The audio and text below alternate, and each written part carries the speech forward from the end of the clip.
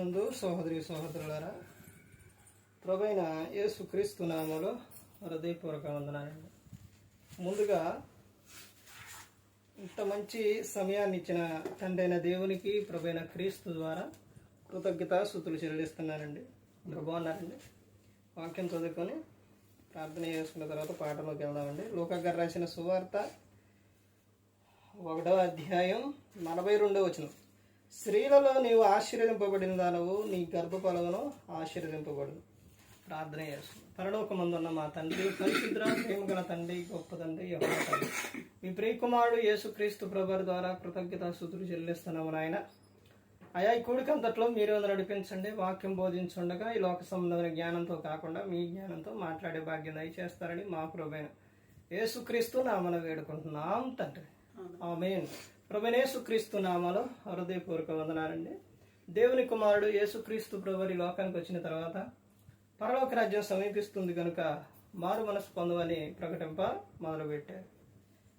అంశం పాఠం పేరేంటంటే అతల్య గురించి చూసే ముందు దేవుడు లోకంలోనే పురుషుడును స్త్రీని చేశారు. పురుషుడిని చేసిన తర్వాత స్త్రీని చేశారు. ఇప్పుడు స్త్రీ ఎక్కడి నుంచి వచ్చిందంటే దేవుడు చేశారంటే పక్కటెముక నుంచి తీసి చేశారు. అంటే స్త్రీ పురుషునికి సాటైన సహాయం. ఆ తర్వాత వీళ్ళిద్దరూ ఒకటైన తర్వాత వీళ్ళకి గర్భఫలాలు పిల్లలు ఇచ్చిన తర్వాత వారిని నా యొక్క శిక్షలో బోధలో వారిని పెంచండి అని దేవుడు చెప్పి ఉన్నారు. స్త్రీ ఎలాంటిదేనంటే చాలా గొప్ప ఆమె. ఎందుకనంటే స్త్రీ అన్ని విషయాల్లో కూడా ఆమె ప్రతిరోజు కూడా ఏ జాబ్ చేసినా సెలవు ఉంటుంది, కానీ స్త్రీకి సెలవు ఉండదు. ఉదయాన్నే లెగాలి, తర్వాత పని చేయాలి, తర్వాత భర్తని పిల్లల్ని వీళ్ళందరినీ చూసుకోవాలి, వాళ్ళు పిల్లల్ని స్కూలు పంపించి భర్త పనో జాబ్ అయితే వాళ్ళకి వెళ్ళిన తర్వాత మరలా వచ్చిన తర్వాత అన్ని విషయాల్లో స్త్రీ ఎలా ఉంటుంది. ఇంత గొప్పగా ఉన్న స్త్రీ, ఇలాంటి స్త్రీ ఇంత చక్కగా చూసుకున్న ఆమె ఒక సందర్భాల్లోనే కొంతమంది స్త్రీలు ఇలా ఉండేవాళ్ళు ఉన్నారు. ఆ తర్వాత భర్తను పట్టించుకోకుండా పిల్లలు సరిగా చూడుకోకుండా ఉండే స్త్రీలు కూడా ఉన్నారు. వీళ్ళు ఉన్నారు, వాళ్ళు ఉన్నారు. కానీ దేవుడు కోరుకునేది ఏంటంటే స్త్రీ జ్ఞానం కలిగి ఉండాలి, గుణవతి అయిన భార్యగా ఉండాలి అని దేవుడు కోరుకున్నారు. ఇప్పుడు ఇక్కడ చెబుతున్న విషయం చూడండి. స్త్రీలలో నీవు ఆశీర్వదింపబడిన దానవు, నీ గర్భఫలమును ఆశీర్వదింపబడును. ఇప్పుడు సందర్భం అక్కడ మరియమ్మ గారు, ఎలిజబెత్ గారు ఆ సందర్భం అయినప్పటికీ ఇక్కడ దేవుడు ప్రతి ఒక్క స్త్రీలోని కూడా ప్రతి ఒక్కరిలో కూడా దేవుడు వాళ్ళు ఎలా ఉండాలి అని అంటే వారి గర్భఫలం కానీ వాళ్ళు ఆశీర్వదింపబడాలి అనే విధంగా దేవుడు కోరుకున్నారు. కానీ ఇక్కడ ఒక ఆమె తమ పిల్లల విషయాల్లోనే ఆమె కలిగి ఉన్న విధానం ఆమంత భయంకరంగా పిల్లల్ని ఎలా పెంచింది, అసలు ఏ విధంగా ఉందో చూస్తే మన వెనక్కి రెండో రాజుల గ్రంథం ఈ అతల్య గురించి చూడటానికి ఎక్కడ ఉందనంటే 2వ రాజులు 11వ అధ్యాయం 1వ వచనం నుంచి. అహజ్య తల్లి అయిన అతల్య తన కుమారుడు మృతి నొందెనని తెలుసుకొని లేచి రాజకుమారులందరినీ నాశనము చేసెను. రాజైన యెహోరాము కుమార్తెను అహజ్యకు సహోదరుడైన యెహోషువ అహజ్య కుమారుడైన యోవాషును హతమైన రాజకుమారులతో కూడా చంపబడకుండా అతని రహస్యముగా రప్పించిన గనుక వారు అతని దాదిని పడక గదిలో అతల్యకు మరుగుగా ఉంచి ఉండుట చేత అతడు చంపబడకుండెను. అతల్య దేశమును ఏలుచుండగా ఇతడు 6 సంవత్సరములు యెహోవా మందిరమందు దానితో కూడా దాచబడి ఉండెను. ఎందుకేమకెళ్తుంది? ఒక స్త్రీ అంటే ఎలా ఉండాలి, ఎంత ఓర్పు కలిగి ఉండాలి, ఎంత సహనం కలిగి ఉండాలి, ఎంత ప్రేమ కలిగి ఉండాలి. పురుషునికి కోపం ఉంటుంది, స్త్రీకి మరి ఎంత కోపమా? చూడండి, రాజకుమారుల్ని చంపడానికి అసలు ఏం చేసిందంటే ఆమె రాజకుమారులందరినీ మృతి నొందినని తెలుసుకొని లేచి రాజకుమారులందరినీ నాశనం చేసిను. ఈ సందర్భంలో ఒక వ్యక్తిని ఒక చాట ఏం చేశారు? దాచారు. ఎవరు చోట ఎవరు కంట పడకుండా దాచారు అని అంటే ఎవరి కంట? ఆ తల్లి కంట. తర్వాత ఇంకా చూడండి, 7వ సంవత్సరం ముందు యెహోయాదా కావలి కాయు వారి మీదను రాజదేహ సంరక్షకుల మీదను ఏర్పడి ఉన్న శతాధిపతులను పిలవలంపించి యెహోవా మందిరంలోనికి వారిని తీసుకొని పోయి యెహోవా మందిరమందు వారి చేత ప్రమాణం చేయించి వారితో నిబంధన చేసి వారికి ఆ రాజకుమారుని కనుపరిచి ఇలాగూ ఆజ్ఞాపించను. మీరు చేయవలసినదేమనగా విశ్రాంతి దినమున లోపల ప్రవేశించు మీరు 3 భాగములై ఒక భాగము రాజమందిరమునకు కావలి కాయువారై ఉండవలెను. ఒక భాగము 100 గుమ్మము దగ్గర కాపు చేయవలను. ఒక భాగము కాపు కాయువారి వెనకటి గుమ్మమునద్ద ఉండవలెను. ఈ ప్రకారము మందిరమును భద్రము పరచుటకై మీరు దానిని కాచుకొని ఉండవలెను. ఇలా ఈ సందర్భం అంతా కూడా ఇలా చూసుకుంటా వెళితే ఆ తర్వాత 13వ వచనం నుంచి చూస్తే చూడండి, అతల్య కాయువారును జనులను కేకలు వేయగా విని యెహోవా మందిరమందున్న జనుల దగ్గరకు వచ్చి రాజు ఎప్పటి మర్యాద చొప్పున ఒక స్తంభము దగ్గర నిలుచుటయు అధిపతులను బాకా ఊదు వారును రాజునద్ద నిలవబడుటను దేశం వారందరూ సంతోషించుచు శృంగాదని చేయుటను చూచి తన వస్త్రమును చింపుకొని ద్రోహము అని కేక వేయగా ఆ యాజకుడైన యెహోయాదా సైన్యములోని శతాధిపతులకు యెహోవా మందిరమందు ఆమెను చంపకూడదు, పంక్తుల బయటికి ఆమెను వెళ్ళగొట్టుడి, ఆమె పక్షపు వారిని ఖడ్గము చేత చంపుడని ఆజ్ఞ ఇచ్చిన గనుక రాజమందిరంలోనికి గుర్రములు వచ్చు మార్గమున ఆమెకు దారి ఇచ్చిరి. ఆమె వెళ్ళిపోగా వారు ఆమెను అక్కడ పట్టుకొని చంపిరి. చూశారండి ఏమో పరిస్థితి ఎంత భయంకరంగా అయిపోయింది. ఏమైపోయింది?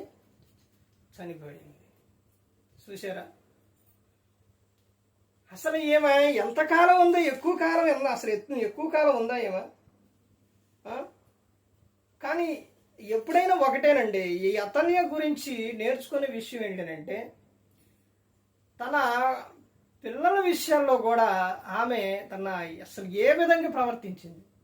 ఎప్పుడైనప్పటికీ కూడా స్త్రీ ఎప్పుడూ కూడా అణుకు కలిగే ఉండాలి, ఎప్పుడూ కూడా ఓర్పు కలిగే ఉండాలి, ఎప్పుడూ కూడా సహనం కలిగే ఉండాలి. ఎంత కోపం ఉన్న స్త్రీ, ఈ విధంగా ఉన్న ఆమె ఏమైపోయింది? చనిపోయింది. ఈమె గురించి దేవుడు గ్రంథంలో రాపించారంటే ప్రజలకు బుద్ధి కలగాలని, సిగ్గు రావాలని. ఎందుకనంటే స్త్రీ యొక్క విధానం ఎలా ఉండాలి అని అంటే చాలా ఓర్పు కలిగి ఉండాలి. పురుషుడు దేహాన్ని స్త్రీ అంటే పురుషుడు శరీరాన్ని స్త్రీ శరీరాన్ని దేవుడు ఎలా చేసిండు? అప్పుడైనా స్త్రీకి అర్థం అవ్వాలి కదా. పురుషుడు శరీరం గట్టిగా ఉంటుంది, స్త్రీ శరీరం మెత్తగా ఉంటుంది.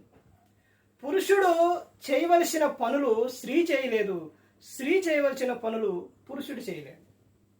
ఇప్పుడు గ్యాస్ బండ ఉందండి, ఆ గ్యాస్ బండ బయట నుంచి లోపల తీసుకొచ్చి పెట్టాలంటే స్త్రీ పెట్టిద్దా? పురుషుడు పెట్టగలుగుతారు. కానీ ఇంటిలో కొన్ని విషయాలు, పిల్లల విషయాలు కానీ, కొన్ని విషయాలు, వంట చేసే విషయాలు కానీ, ఇంకా కొన్ని విషయాలు పురుషుడు చేయాలంటే చేయగలుగుతారా? చేయలేడు. అందుకని ఎవరిది వాళ్ళు ఒకరు ఏం చేయాలంటే ఎవరి పని వాళ్ళకు ఉంటుంది. అయినప్పటికీ పురుషుడు కోపపడ్డాడు కదని స్త్రీ కోపపడకూడదు. మేమిద్దరం సమానమే అనుకోవచ్చు, కానీ ఇద్దరూ కూడా ఒకరు ఎలా ఉండాలి అని అంటే ఇక్కడ చెబుతున్న సందర్భం బైబిల్ గ్రంథమే చెబుతుంది. ఎఫెసీయులకు రాసిన పత్రిక 5వ అధ్యాయం 31వ వచనంలో ఏం చెబుతుంది సందర్భం? భర్తలారా, భర్త భార్య విషయాల్లో ఎలా స్త్రీ భర్త విషయాల్లో ఎలా ఉండాలంట? భయము కలిగి ఉండాలి. భర్త స్త్రీ విషయాల్లో, భార్య విషయాల్లో ఎలా ఉండాలి? ప్రేమ కలిగి ఉండాలనే చెబుతుంది. ఆ తర్వాత పిల్లలు పెంచే విషయాల్లో నువ్వు ఎప్పుడైనప్పటికీ కూడా స్త్రీ ఎప్పుడూ కూడా ఓర్పు, సహనం అనేది అవి గన లేకపోతే పరిస్థితి చాలా భయంకరంగా వెళ్ళిపోతుంది. ఏ ఒక్కరో కూడా నీతో మంచిగా ఉండడం కానీ, లేకపోతే నీ పిల్లలు కానీ, లేకపోతే నీ భర్త కానీ, లేకపోతే ఇవన్నీ విషయాలు కూడా సరిగా ఉండవు. నాకేంటిలే అని నువ్వు గర్వం వెళ్తే ఏం చేసింది? నాకు అధికారం ఉంది కదా అని అతల్య ఏం చేసింది? అసలు రాజకుమారులు వాళ్ళందరినీ చంపడానికి ప్రయత్నిస్తే ఒక వ్యక్తిని దాచారు. ఆ తర్వాత చూడండి ఆమె పరిస్థితి ఏ విధంగా ఉందో ఇక్కడ ఈ అధ్యాయం మొత్తం చదివితే కనపడుతుంది. 2వ రాజులు 11వ అధ్యాయం 1వ వచనం నుంచి చూస్తే మొత్తం చదివితే కనబడుతుంది.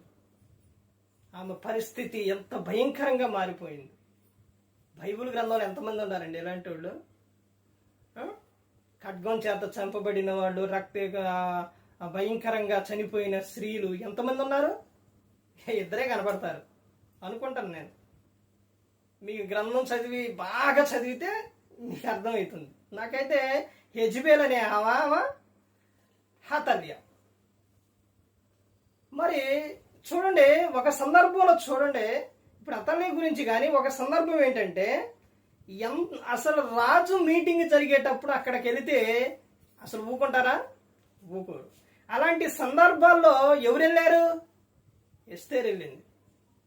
ఆమె ఎంత ఓర్పు కలిగి ఉంటే, ఎంత సహనం కలిగి ఉంటే, ఎంత నిదానం కలిగి ఉంటే, దాంతోపాటు ఆమె ఎంత ప్రార్థన పరురాల. చూసారండి, ఆమె వెళ్ళంగానే రాజు ఏమని అన్నారా? ఏమీ అనలేదు. చూసారండి, ఎప్పుడైనా భర్త ఇష్టపడాలంటే, భర్త దగ్గర ఉండాలంటే, భర్త ప్రేమగా ఉండాలంటే ఎప్పుడు కూడా స్త్రీ ఎలా ఉండాలంటే ఎప్పుడు కూడా తగ్గించుకునే ఉండాలి, ఓర్పు కలిగే ఉండాలి. అలాంటి విధానం ఉంటే ఆ కుటుంబం కట్టబడుతుంది.